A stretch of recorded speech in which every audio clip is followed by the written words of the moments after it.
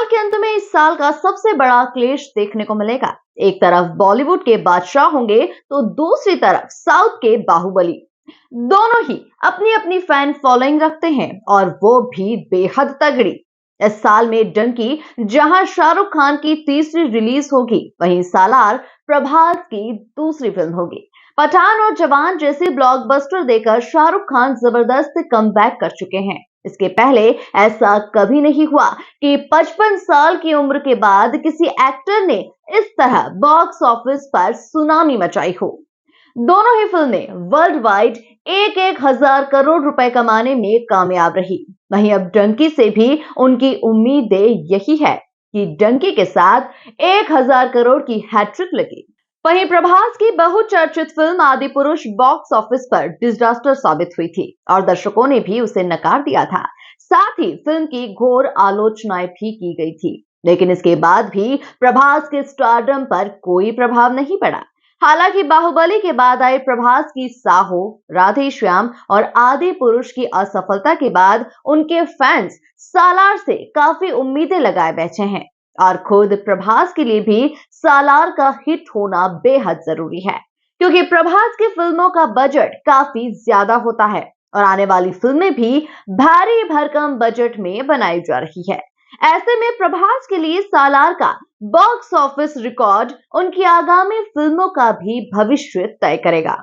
बात करें फिल्मों के क्लेश की, तो इस साल का सबसे पहला क्लेश आदि पुरुष और पठान के बीच देखा जाता। हालांकि ये सीधा क्लेश नहीं होता, लेकिन आदि पुरुष के ट्रेलर को मिले खराब रिस्पांस के कारण मेकर्स ने उसकी रिलीज डेट बढ़ाकर जून कर दी थी और पठान के सामने रास्ता साफ हो गया था।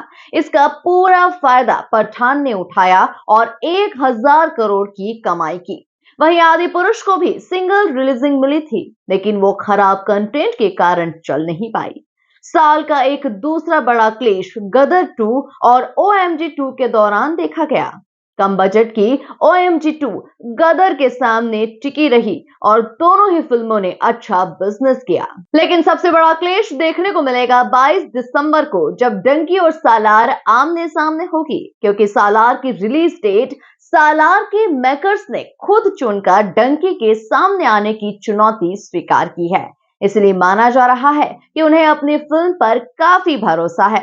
बहरहाल, इसके पहले शाहरुख खान की फिल्मों के जो भी क्लेश हुए हैं, उसमें मामला 50-50 ही रहा। लेकिन शाहरुख खान की 2006 में आई डॉन का मुकाबला अक्षय कुमार सलमान खान की जाने मन से हुआ था, जिसमें डॉन सुपरहिट रही थी, वहीं जाने मन फ्लॉप हो गई थी। इसी तरह ओम शांति ओम और रणबीर कपूर की पहली फिल्म सावरिया का क्लेश 2007 में देखने को मिला था, जिसमें ओम शांति ओम सुपरहिट रही थी, वहीं सावरिया फ्लॉप हो गई थी। तीसरा क्लेश 2012 में यश चोपड़ा निर्देशित जब तक है जान और अजय देवगन की सन ऑफ सरदार के बीच था। दोनों ही फिल्में बॉक्स ऑफिस पर कामयाब रही थी, लेकिन जब तक है जान अपेक्षित बिजनेस नहीं कर पाई थी।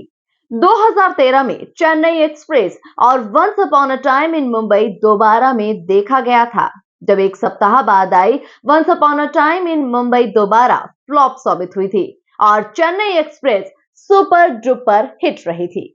इसके बाद 2015 में बाजीराव मस्तानी और दिलवाले का क्लेश भी देखने को मिला था, जिसमें दोनों ही फिल्में हिट रही, लेकिन बाजीराव मस्तानी बड़ी हिट साबित हुई थी।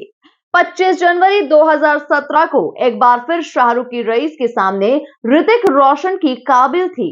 ये दोनों ही फिल्में बॉक्स ऑफिस पर हिट रही थी, लेकिन अब शाहरुख के सामने एक बहुत बड़ा ब्रांड है। प्रभास की अपनी फैन फॉलोइंग है, तो वहीं सालार के डायरेक्टर प्रशांत नील भी KGF की सफलता के बाद एक बड़ा नाम बन गए हैं। हिंदी बेल्ट और विदेशों में शाहरुख खान की फैन फॉलोइंग जबरदस्त है। माना जा रहा है कि उनके फिल्म को स्क्रीन भी ज्यादा मिलेंगे। वहीं बाहुबली, RRR, KGF, कांतारा, पुष्पा जैसे फिल्मों के बाद साउथ के स्टार्स भी हिंदी बेल्ट में बराबर लोकप्रिय हैं और उनकी फिल्मों ने विदेशों में भी जोरदार कमाई की है। ऐसे में इस क्लेश में कौन बाजी मारेगा, फिलहाल ये कहना बेहद मुश्किल है।